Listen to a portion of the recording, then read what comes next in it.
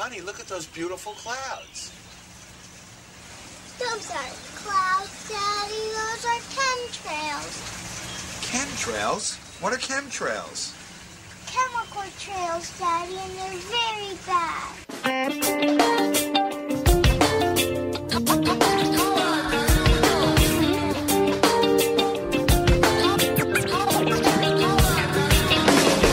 I look up to the sky.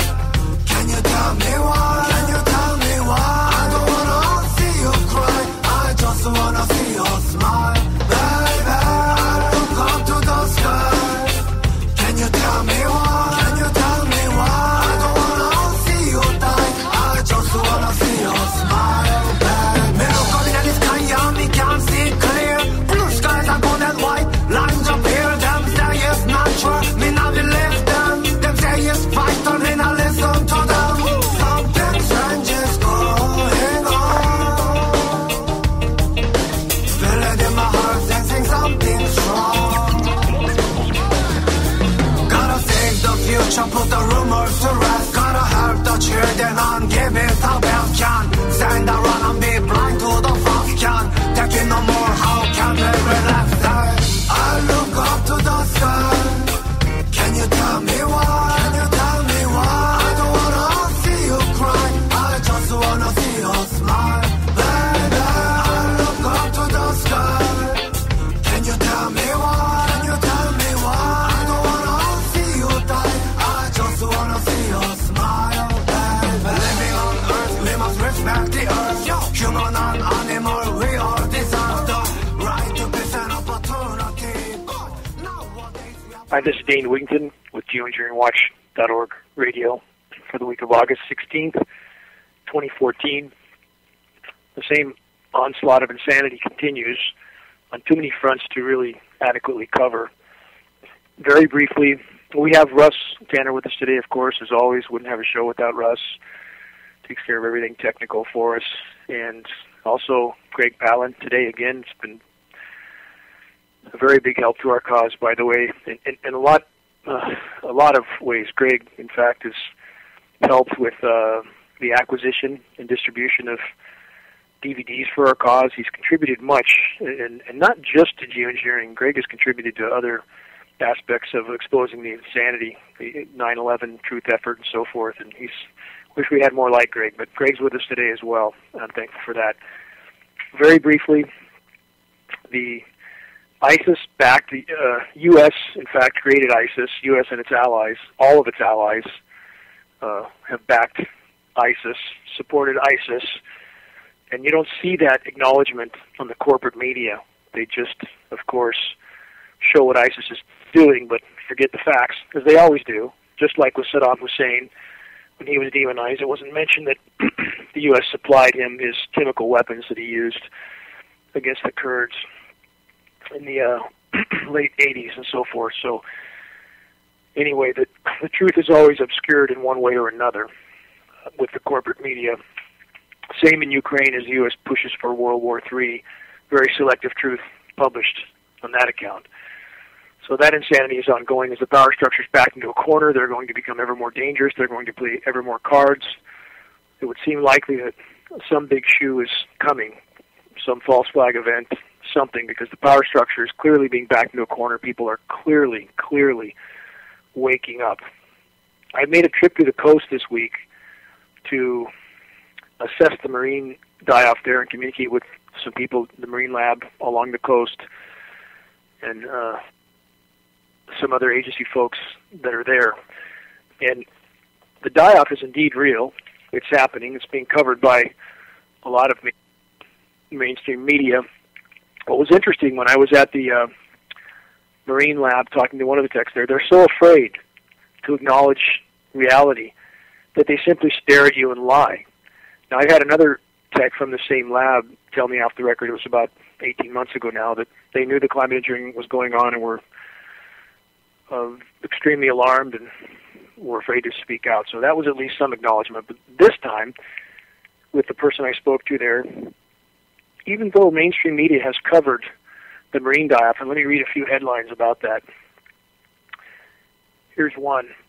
millions of sea creatures are dying off the Pacific coast. Here's another from CBS. This is really disturbing. Sea stars are dying by the millions. Another, the mysterious die-off of young salmon, Pacific Northwest. Another one, sea star wasting syndrome. This is from another major publication. Yet another one, sea life dying off California. Headlines are everywhere. We could only find 6 starfish, 3 of which were hanging off the rocks half dead. No sea snails.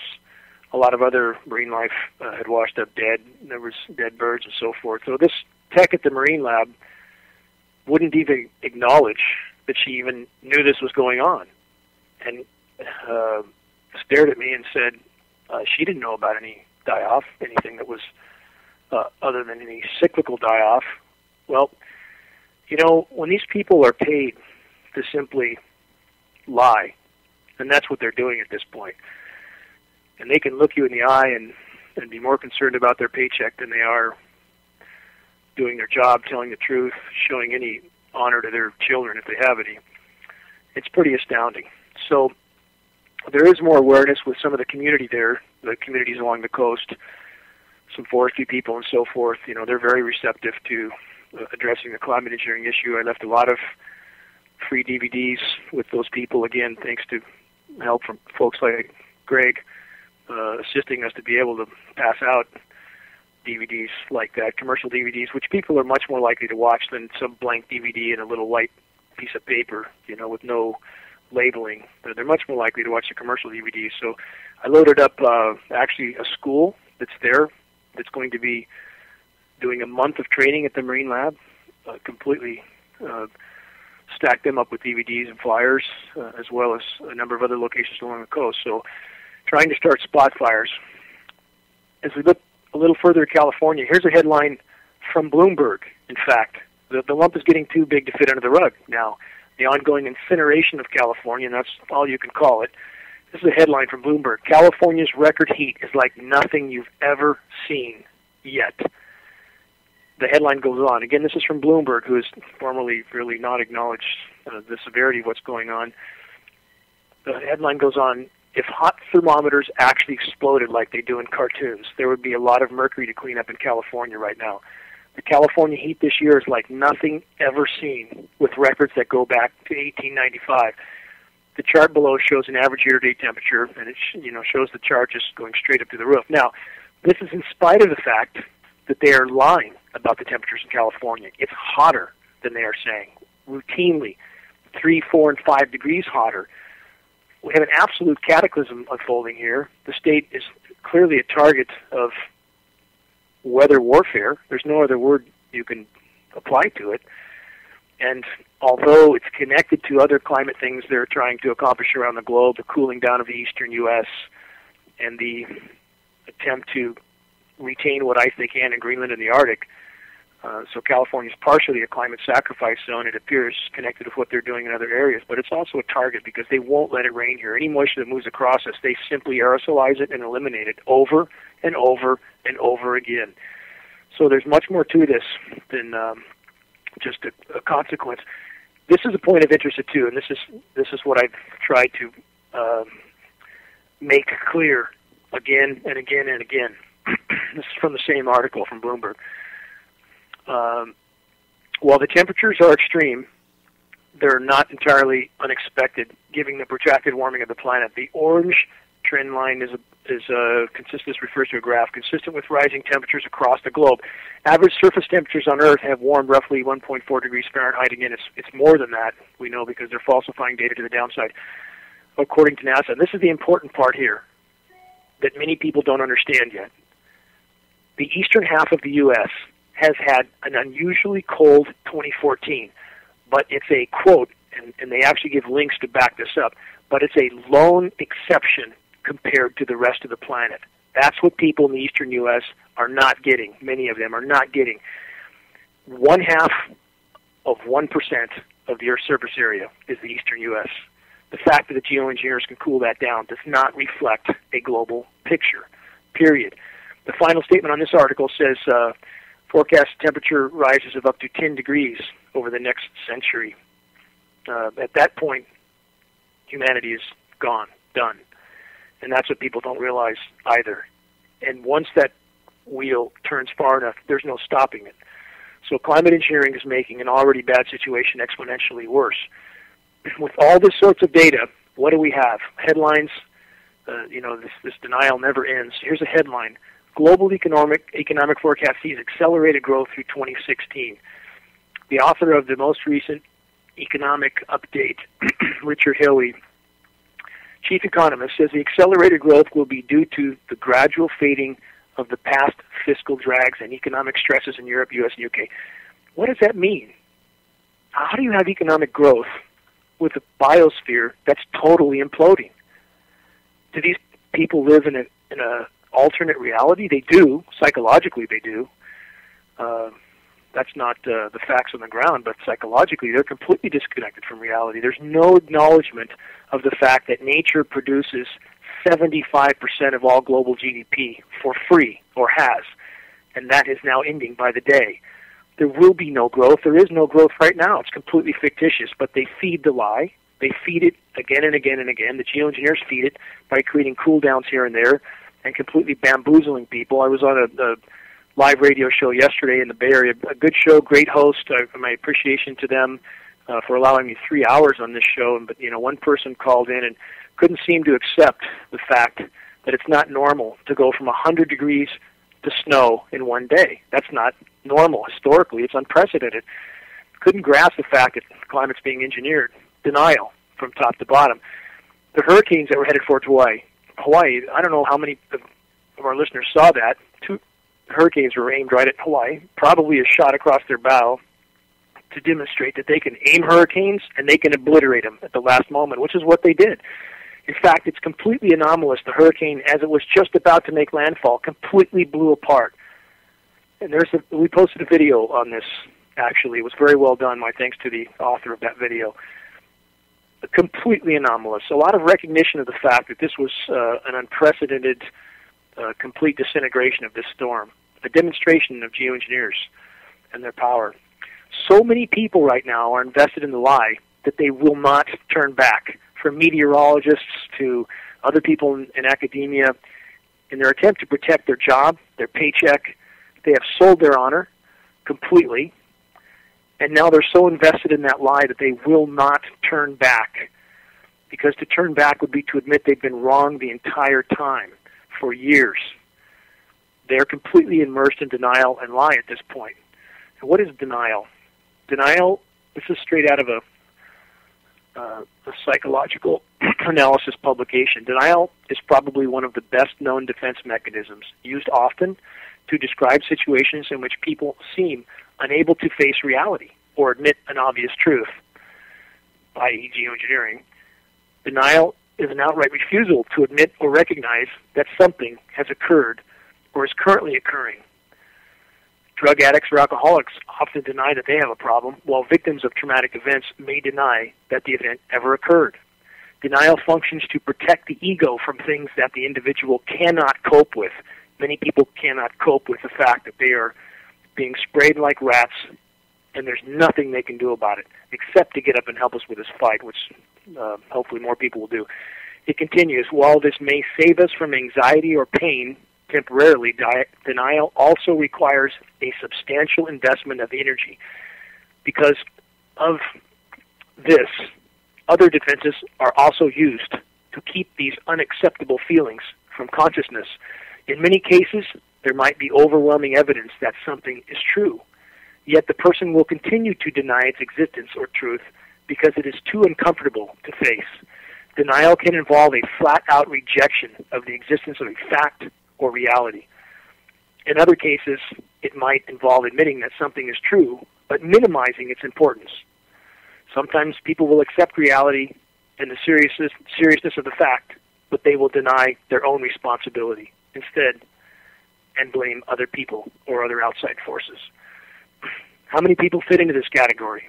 How incredibly obvious is it that we are being sprayed like rats day in and day out? It couldn't be more obvious. How incredibly obvious is it? Again, I've used this example, but it's hard not to use. When steel structure high-rise buildings, explode into fine dust and fall in their own footprint, that is not just a building falling over.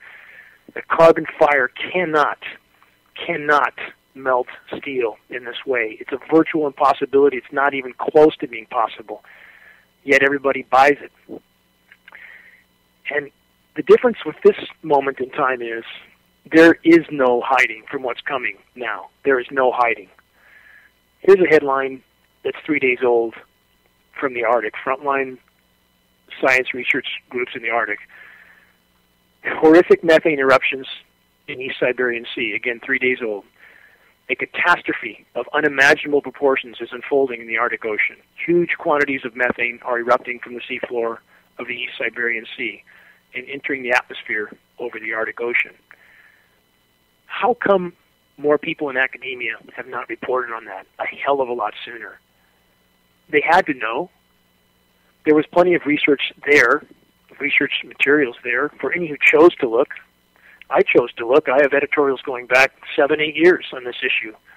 Methane, published editorials, methane issue being underreported was the title of one. If I knew, they certainly knew. So where are they? And why is methane not even considered? Imagine this. The whole IPCC, the largest scientific panel in human history on any subject, methane release is not even a part of their modeling. How can that be? Absolutely fictitious modeling from bottom to top. Modeling that says if the planet warms 36 degrees Fahrenheit, that global GDP will be cut in half. If the planet warms even a fourth of that amount, civilization's over. How can their modeling pretend that it'll just be an inconvenience somehow? It's completely fictitious. All these organizations are there for pacification of the public till the last possible moment. And this is where, again, I'll end with this. Our philosophy is what matters right now, all of us, that no matter how dire the horizon looks, now is the time we all need to rise and face these challenges head on. If we all rise together, who knows what good we may accomplish even in this late hour. So again, back to people like Greg, who have helped tremendously in this equation, and Russ, so many activists out there, all of which I'm extremely grateful to. We have a PhD physician, Dr. Hans Krugler. I just posted work from him today. He's very courageously entered the equation, absolutely with full force. No hesitation at all. And we need people like Hans. So I hope people review his post. It's posted on Facebook and GeoEngineering Watch today. More and more people are entering the fray. I thank Alex Jones. Whatever disagreements I've had with certain issues, like the state of the climate with Alex in the past, I'm very grateful for what he put out this morning.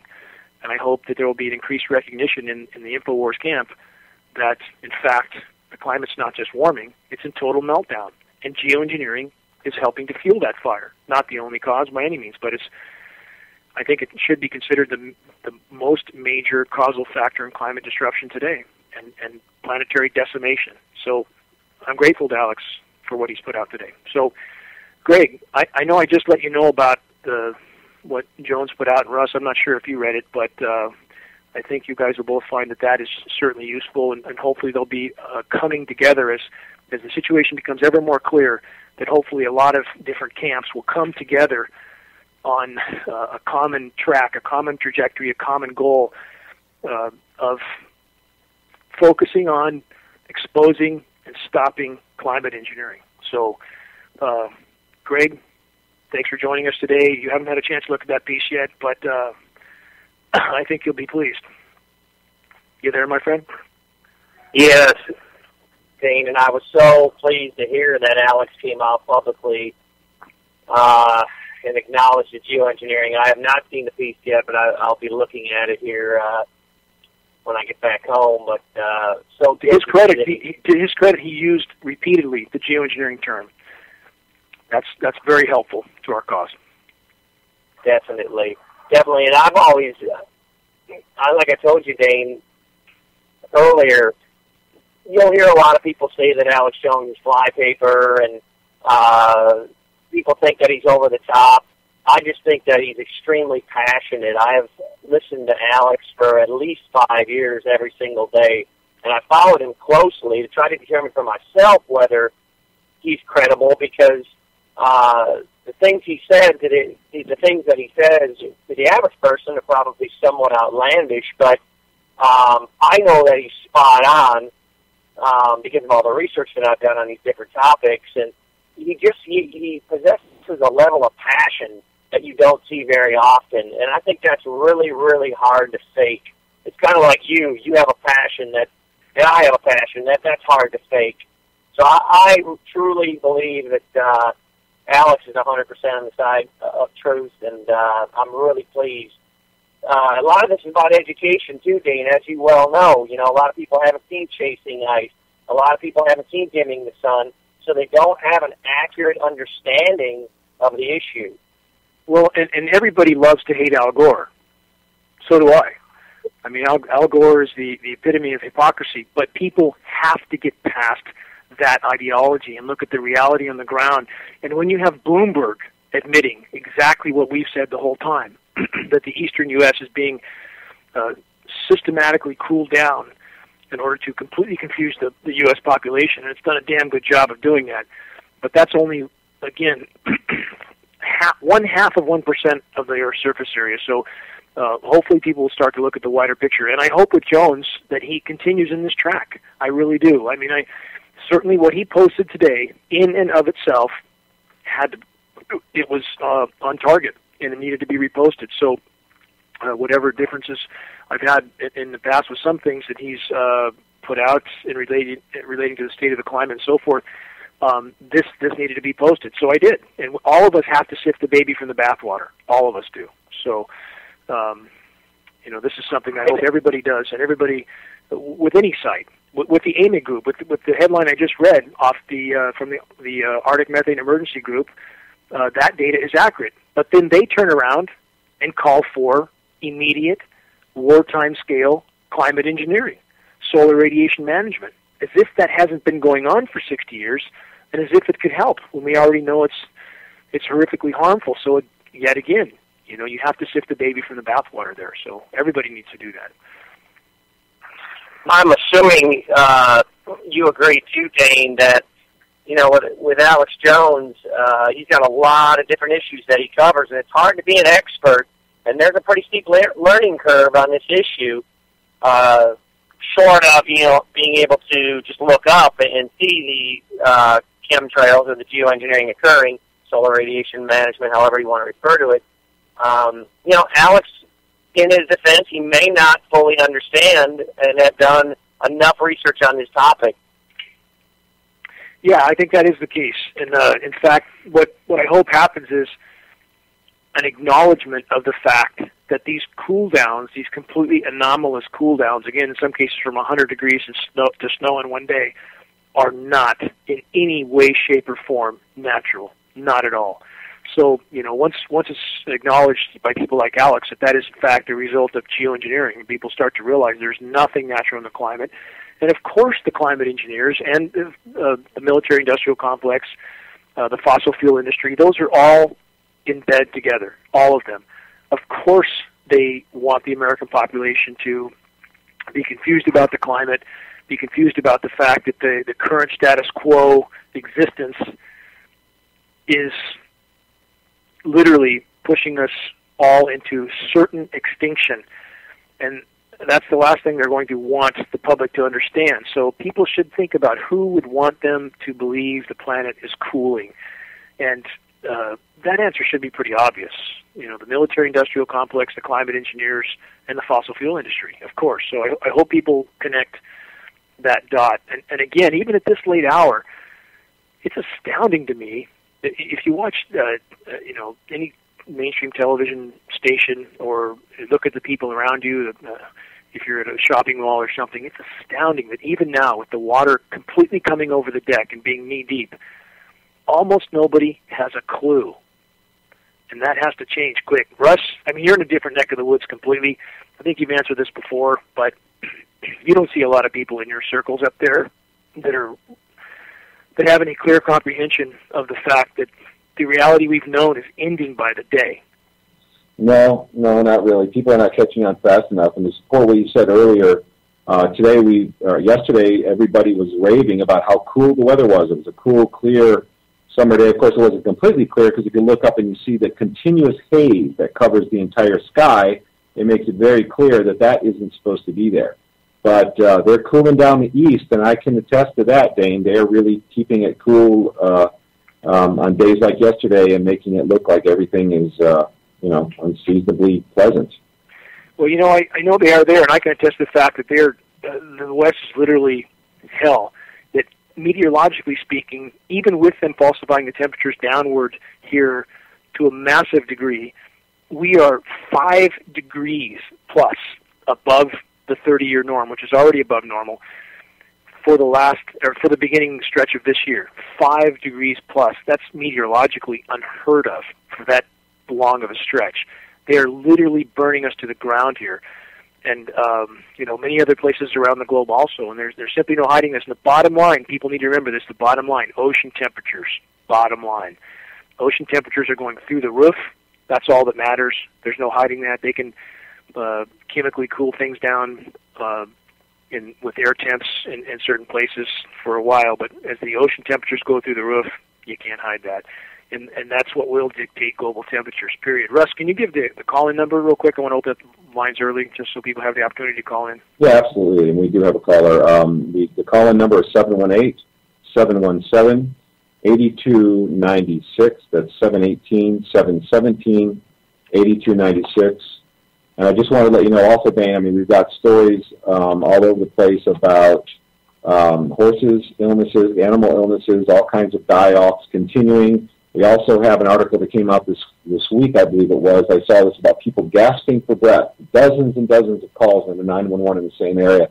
People can't breathe. They're having trouble breathing for no apparent reason. They don't understand what's going on. And I share their sentiments. I know what that feels like. I understand what that's all about. So, I thought that was pretty well done. We posted that. I thought that was put together very well. Yeah. Indicated that. And of course, you don't have authorities really acknowledging that, and again, another testimony to the alternate reality that we all live in the sense that there's so much going on right now, this massive amount of contamination raining down on us by the day, and yet the whole system is designed not to show any of these dangers, not to disclose the fact that we're in the 6th great mass extinction, not to expose the fact that we have again, voluminous amounts of toxic heavy metals raining down on us, respiratory mortality going through the roof. Now, study I just saw yesterday said that half of the U.S. population will end up with type 2 diabetes. How the hell can anybody not see the gravity of our situation, that there's clearly radical things going on? I don't understand people's blindness, but that delusion and that denial will be shattered soon. You said you had a caller, Russ? Yeah, shoot a caller with your phone number that ends in 29. Welcome to the show. What's your name? Oh, hi, my name's Chad. Hi, Chad. What's your question? I just wanted to point out that up here in Washington that it's already kind of starting to look like it's fall around here because the leaves are starting to turn colors, and it's the middle of August, and I kind of thought that was weird. I see some acknowledgement of that. In fact, there's just an article out about the fact that, quote, the early winter back east, or the cool temperatures were causing an early onset of the leaf changes. But what those articles don't acknowledge, we're having the same thing here in California where it's hotter than hell. Same discoloration of leaves falling off the trees, and we sure have not been cooler than normal here. So it's a sign of the trees dying in many ways, and they are dying around the globe. So I heard that same article on the day that it was, I think, the hottest day recorded in Seattle in like 4 years, and they came out with that article in the news. I'd be very curious if you ever take notes, Chad, to the difference. I actually started making flyers, and I've been trying to hand them out to people, trying to help you guys out. So. That everywhere you're starting spot fires of awareness, it does help. I would be curious in your area, because I don't know anybody in your area, what you note as the difference between the official temperature recorded for the day and the actual temperature on the ground. We typically see a 3, 4, 5 degree underreporting of the official high, and not something you have to keep records on. But if you take note of what the average difference is between what they report for the high and what it actually was, I would be curious about that. I will. I'll start taking notes on that, and I'll try to call in as much as I can and let you guys And you know. can reach me. You can reach me at GeoWatch also. Just put a note there, and I would be very curious and call us back in with that information as well. Okay. Yeah. No problem. Thank you. Thanks for bringing that up. Russ, you got another one? Yeah. We're waiting for more callers to call in. If anybody wants to call in, it's 718-717-8296. We'd love to hear from you. Russ or Greg, have you guys had any of the deluges that are happening all over the eastern half of the U.S.?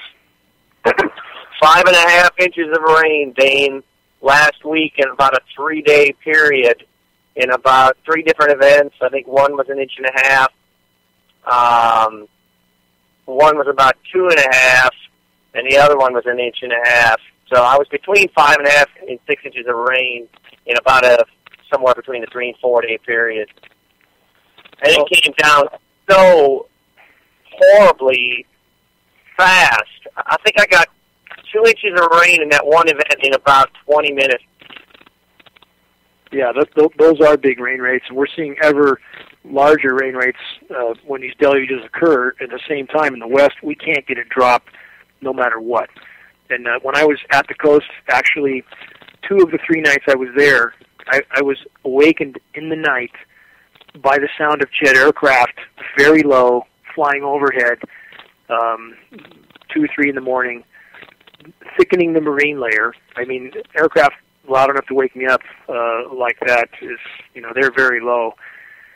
And, of course, any break in the clouds, you could see, the aerosol disbursements happening above as they're desperately trying to thicken the marine layer. And a lot of people on the radio show I was on yesterday along the coast talking about this dry fog that now is the norm. And the trees along the coast are not doing well at all. The Sitka spruce, the Doug fir, the redwoods, a lot of dead trees mixed in. And people don't notice.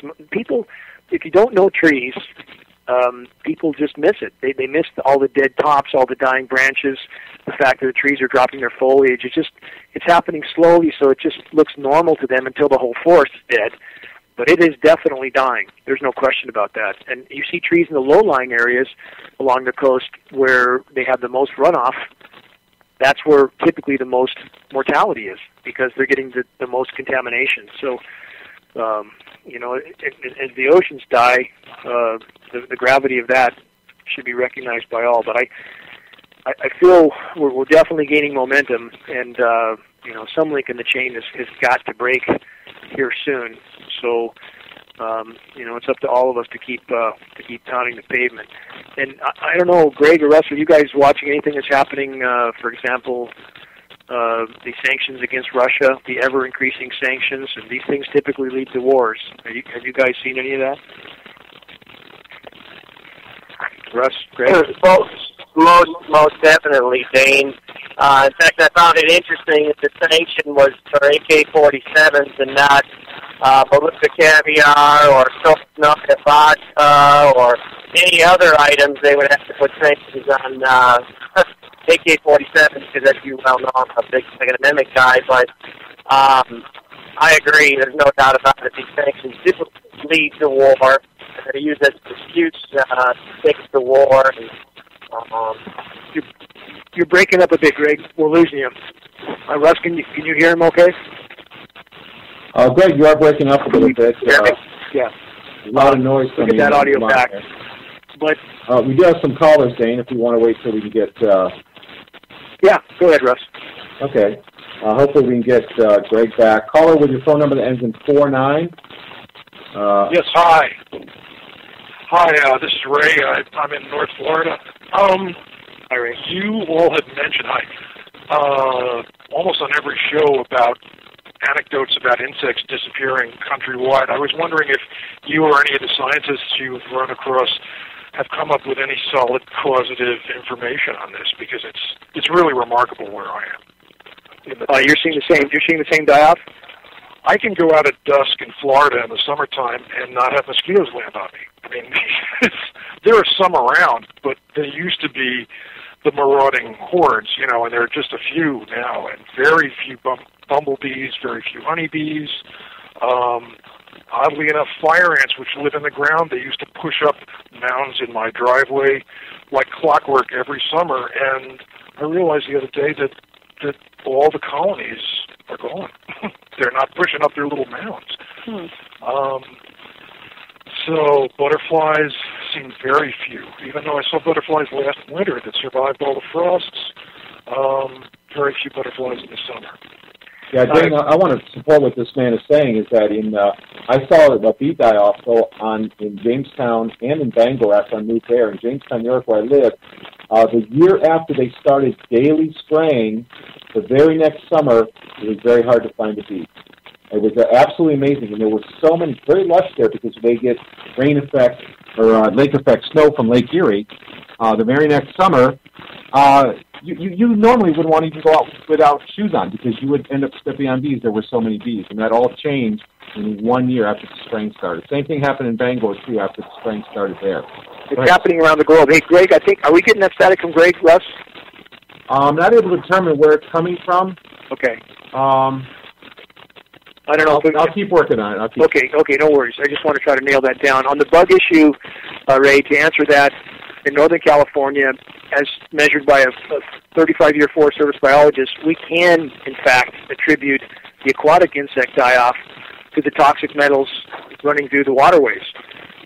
Very lethal amounts. So, a 90% decline, that's a virtual crash. I know people in Southeast Asia that have brought up the ant issue, and there's a lot of ants in Southeast Asia. They're not seeing any anymore, so it's around the globe. As the insects go, so will we. They're tougher than we are, actually. So, I appreciate you bringing that up, and yeah, we're seeing the same decline here, and again, yet one more thing that the people don't seem to notice, or they think is somehow a good thing that they don't have as many mosquitoes.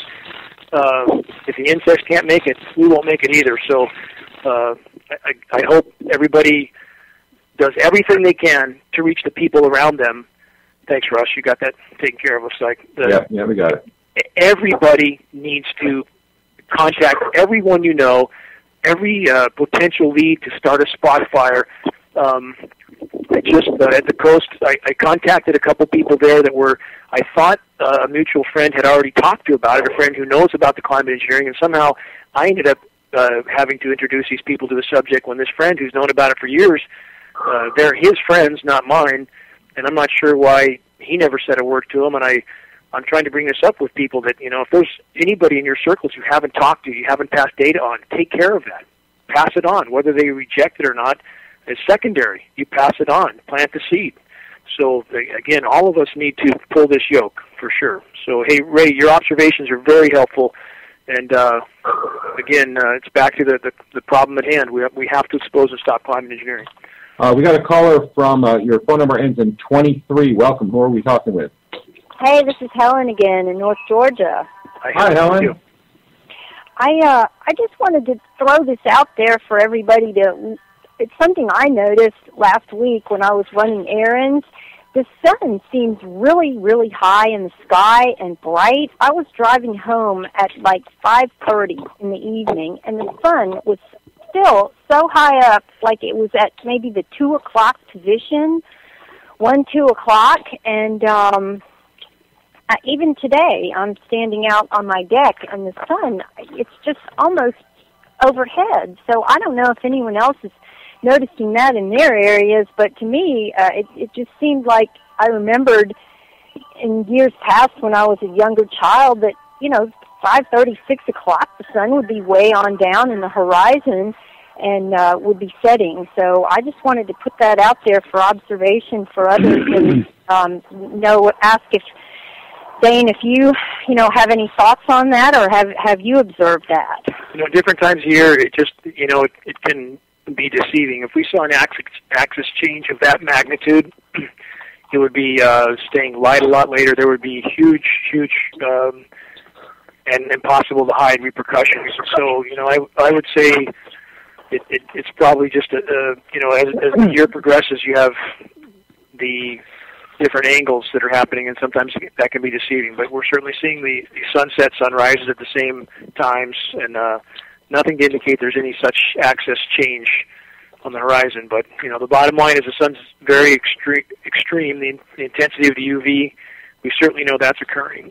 We're continuing to monitor that, and right now, again, I think a lot more people are starting to recognize the gravity of the climate change issue. In fact, if anybody watches the way Alex Jones led into his piece that he did this morning was most encouraging to me, because he really tried to stress the gravity of this issue, and I'm grateful that he did that. And that's been our premise the entire time, that of all the challenges we face, this is the one we must win, or all is lost. But we'll keep an eye on anything that fits into that category, Helen. In the meantime, let's keep sounding the alarm on what we definitely know is happening. We got a caller whose phone number ends in 92. Thank you for calling, Helen, by the way. It's good, always good to hear from you. Caller with your phone number ends in 92. Who are we talking with today? Hi, Russ. Hi, Dean. It's Elizabeth from New Jersey. How are you guys doing? Good, Elizabeth. How are you? Good, good. Yeah, I just wanted to call in and say that, we're all trying to pitch in here and help out as much as we can, but we do need some assistance from some people to join us. We had a couple events going on recently, and last Friday there was a very big traffic jam of people from New York and New Jersey and all over traveling abound on their way to the Jersey Shore for the weekend. So we stood out on the highway and passed out over 250 flyers.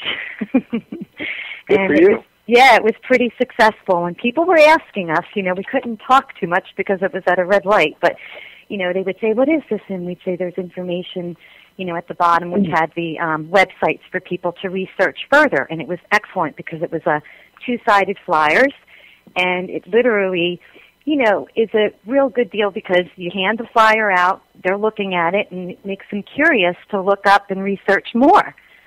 So we had banners and cards and things, and I just think it's a really good way of just getting attention, of people to at least look into it and research it and educate, the mass. That's an excellent step, and that's the kind of creative thinking that people need to adopt, that every possible avenue needs to be exhausted to bring this issue to light. Every single day matters at this point.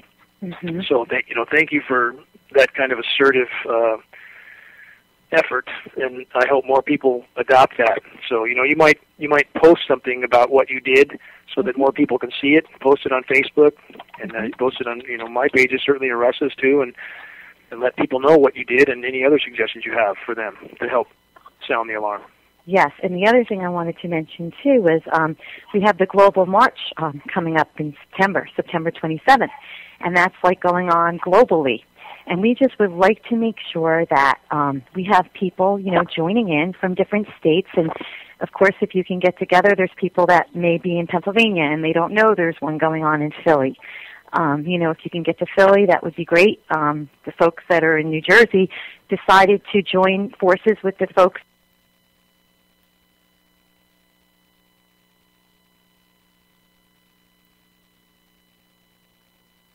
We would really like people to come join and help us out.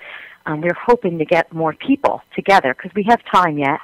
So if you guys can just put the word out there and help us out with getting more people from across all over globally on this march against geoengineering. We'll try, and again, keep posting on Facebook and so forth as well, especially with those around you in your area. So, but thanks for that kind of assertiveness with using that opportunity to catch people caught in traffic and nothing else to do, and good time to plant a seed. So, exactly. Thanks for everything you're doing, Elizabeth. No problem. Thank you. Russ, you had, you participated in one event that Elizabeth put together, right?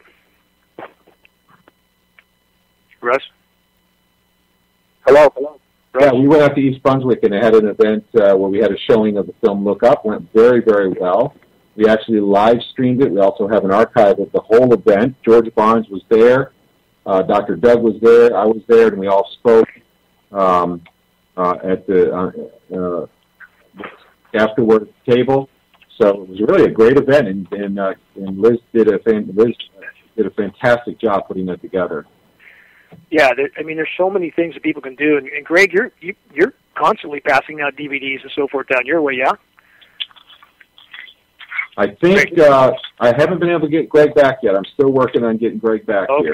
Okay. Is that where that static was coming from his phone before? With someone else, and I want to remind people when you call in, you can use your microphone, otherwise I have to bump your call because of all the noise. So please don't make any background noise or I'll have to cut you off. Yeah, go ahead. Oh, I was just going to say what Greg does. I know the same thing I do. I mean, I never go anywhere without DVDs or flyers, and even if I'm walking somewhere where I can't carry DVDs, I have flyers folded up in my pocket, and any opportunity that I can, I'll introduce it and pass on a flyer. And if you have something to pass on to people, you don't need to go into a big, long rant, which most people are a little bit blindsided by. You can just simply, if there's something going on in the sky, obviously you can point it out and say, hey, this is going on, and media's not telling us about it, government's not disclosing it, and that's enough usually to bait people, and they'll start to look. If they have any more questions, they'll say something to you. If not, just keep it comfortable, walk away, and don't keep hammering them. And typically they're reading when you leave if you have something credible to pass on. So. Absolutely, yeah, that's such a great point. I mean, reading, it's been defer their education to a time that's convenient for them. They can put it in their pocket and read it later. Exactly. Yeah, that's where the flyers sometimes are even advantageous over DVDs, because the DVDs might not get watched. But I think a lot of them are now. I mean, we have when they're in the commercial cover, it's more compelling to people to open it and take a look. And the new version that we have, that Greg helped us to acquire more of, and also John Knight.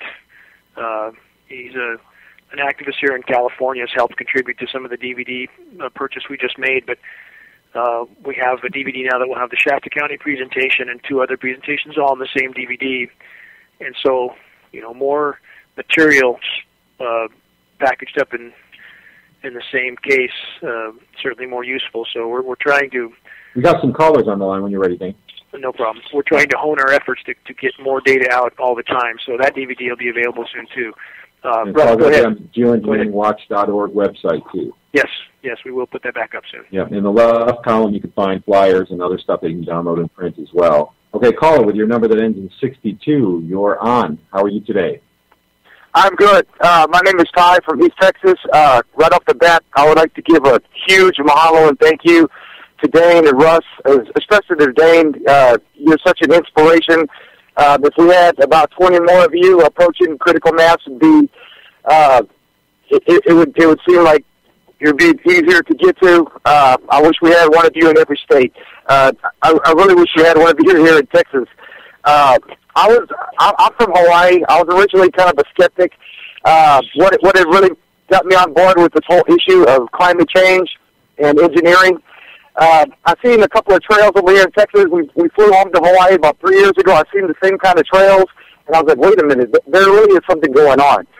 So I did my research, and I stumbled upon you and your website, and I listened to all of your shows. Sometimes I listen to them repeatedly so all the information can sink in. And I think that it's so important to stay relevant to the subject, especially when you're talking to other people, because, I mean, this issue touches on so many different fronts, and it's so easy to, just blow somebody's head off when you're trying to talk, when you're trying to explain to them, hey, wait a minute, there's something going on, blah, blah, blah, but, I just want to let you know. You're saying not to feed them too much in one meal. Right, and yeah. Your approach, your professionalism, I've listened to every show, I've watched your Shasta County, I mean, dude, you're awesome, and you don't know how much I appreciate you.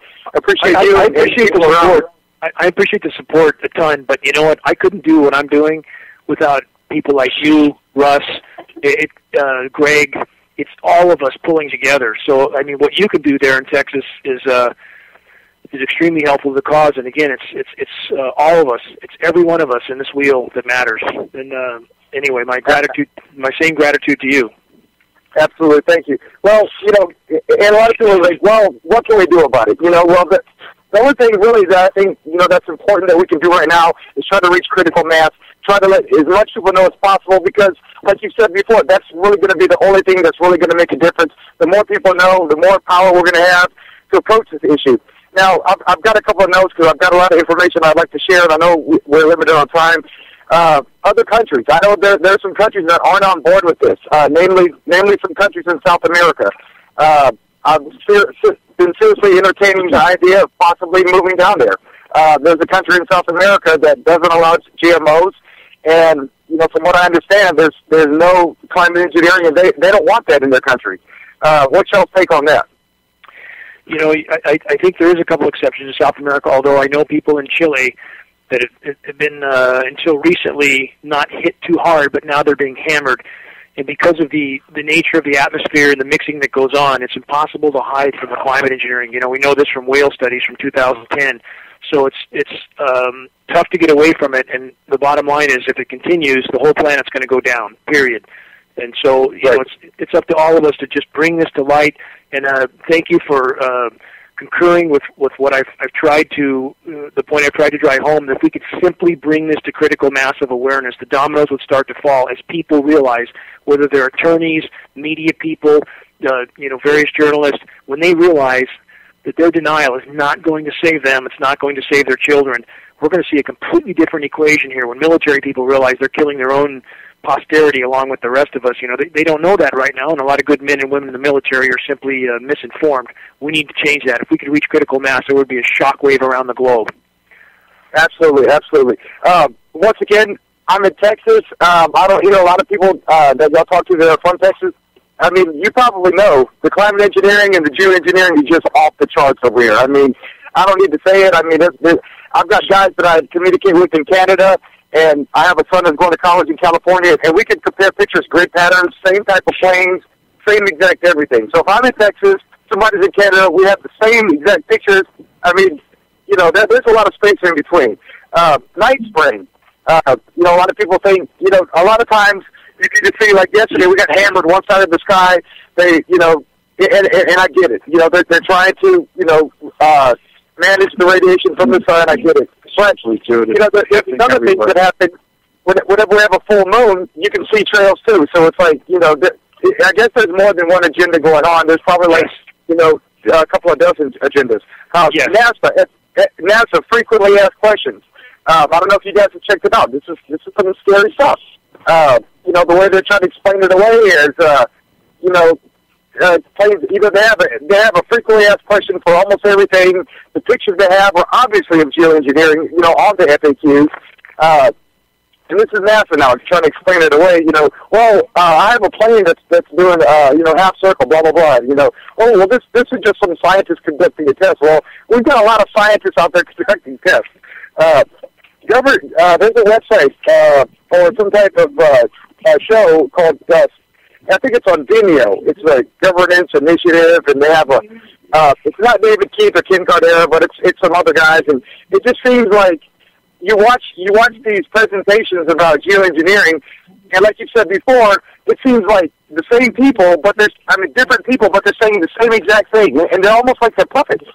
I'm going to read something here. This is from somebody that's on the inside, one of the architects of these programs going back several decades. Greg Padlin was the one responsible for coming up with this contact, and I'm communicating with this person as well. But this is their mentality. I'm not going to disclose his identity because we promised to keep that confidential. But this is a direct quote off his communication going back to Greg. For Dane's sphere of observation, he is close, but he is not considering larger models. Well, I would dispute that statement. Let me continue. This is, again, written from a person that is part of the architecture of these programs. For instance, when climate change effects drive up RH, relative humidity, due to ocean heating and loss of natural cloud cover, the power of the atmosphere to spawn huge and damaging storms is increased. More storms and higher damage level storms. So again, this is part of their justification for the aerosol spraying. So they look at this in a very tunnel vision pattern that he continues, as you may have taken note, the El Nino warm ocean effects drive up humidity levels over oceans, over land masses that cause areas like the U.S. lots of damage due to storm frequency and energy. High El Nino patterns did extensive storm damage in Tennessee. So in order to mitigate the short-term damage as the planet tries to cool itself, they're willing to kill the entire planet. That's their mentality. They do not see the larger picture. This person does not take into account the overall cataclysm that climate engineering is causing. They're only looking at individual events that they can mitigate at the cost of making the overall situation worse, and that's a problem. And that's the sort of tunnel vision with which these people look. He continues, like I told Dane on the phone, the larger models move toward the larger balance equation of the entire U.S., and if they have to kill off many trees in California to lower damage factors across expanses of the U.S., the trees there are going to take a hit. In other words, they will decide who gets rain, who doesn't. They will decide how toxic that rain is. They will decide where it's cool and where it's hot. Not the planet, not the citizens, the geoengineers. This is how they think. They think they have this right, and this is the mentality that we're dealing with. And this is direct communication from a person on the inside. So he continues again, the truth is spun, often in Oak Ridge lab, and likewise the truth on climate change moderation issues are not shared with the public, as the public would demand most of them that caused these serious problems to be hung or shot by firing squad. In other words, they know if the public knew this was going on, there would be hell to pay. And that's why I stress we must bring these programs to light, because those on the inside realize they are absolutely the epitome of human insanity with what they've done. They do realize that. They realize the public's going to realize it if they know, and they're trying desperately to hide it. This is his final statement. I don't blame Dane for complaining for what is happening to his backyard, as I would be up in arms also. Well, why wouldn't I be? Why wouldn't anybody be? There's no one exempt from the damage that these programs have caused. So, again, it's up to all of us to bring this to light. Caller, if you can hang on the line for a few minutes till the show's over, is that possible? Yes, sir, absolutely. Hang on, I want to talk to you after the show's over. Russ, is there anybody else online? Yeah, we have another caller. The phone Let's take number. one more. We'll take one more. Make it quick. One more call. The phone number ends in 92. You're on. What's your name? Caller, your number ends in 92. Are you there with us? Okay, caller, your number ends in 12. Are you with us? Yes, I'm here. It's Perry from Texas. Hi, Perry. How you doing? Doing great. I wanted to ask Dane what he thought the time frame would be, say, if geoengineering ceased suddenly. How long would it take the planet to respond and recover, in his opinion? To reach the equilibrium that we have known in the past? Well, I don't think that's possible, but some form of equilibrium. We're in uncharted water right now, absolutely uncharted territory. Let's hope the planet can sustain life in some areas, and again, if geoengineering continues, that will not be the case. But based on paleo events, based on past climate events like the PETM event, the Paleocene, Eocene thermal maximum, 10 to 20 million year equilibrium periods before the planet would return to any semblance of what we've known. And that's if the planet is unhindered. And again, we are in uncharted territory right now. Nothing has happened in Earth's history for planetary changes at remotely this speed ever, short of meteor impact. So we are definitely in uncharted waters. But the bottom line is that's our best chance to stop climate engineering, allow the planet to respond. And that's something all of us have to work for, no matter how dark the horizon is, that if we have a chance to make a quantum leap in the right direction, we must put all our energy in that effort, all of it. And this is the only choice for us. So I hope all look at it in that light, with that philosophy, that certainly to take a giant leap in the right direction is the best option we have, and that's the one we need to exercise. So, again, we can't answer that question directly, but I can say, again, related to paleo events, 10 to 20 million year equilibrium periods, sometimes longer. All right, very good. Thank you for calling in, Dane. We're down to about the last 30, 40 seconds. Any final statements? Yeah, you know what? Again, as every single day goes by, I hope everybody listening does everything they can to start spot fires, turn over every rock you can, put this information in anybody's lap who will listen. So it's up to all of us. Russ? GeoEngineering Watch Radio. Visit us every Saturday afternoon at 3 p.m. Eastern, 12 noon right here at ucy.tv. 3 p.m. Eastern, 12 noon Pacific. We'll see you next week. Hello?